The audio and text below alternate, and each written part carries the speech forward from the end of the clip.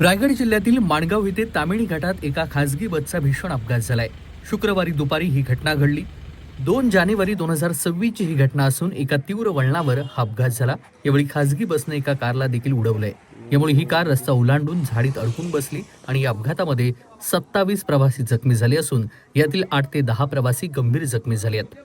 मिळालेल्या माहितीनुसार ही बस आज सकाळी 11:30च्या सुमारास पुण्यातील भोसरी परिसरातून निघाली होती। बसमध्ये भोसरी येथील सावन आयबी ऑटो प्रायव्हेट लिमिटेड कंपनीचे 50 कर्मचारी होते आणि हे सर्वजण काशीद बीचला फिरायला जात होते।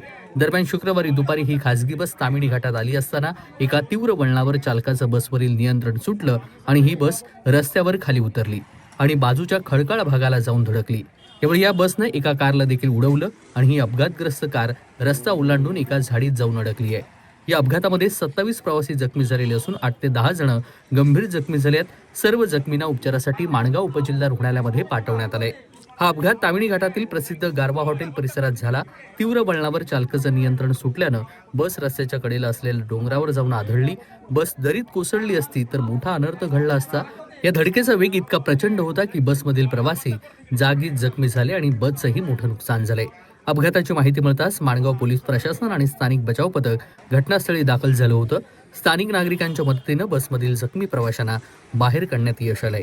जखमींना तातडीनं रुग्णवाहिकेमधून माणगाव उपजिल्हा रुग्णालयामध्ये उपचारासाठी हलवण्यात आलं। कोकण कट्टा न्यूज, रायगड।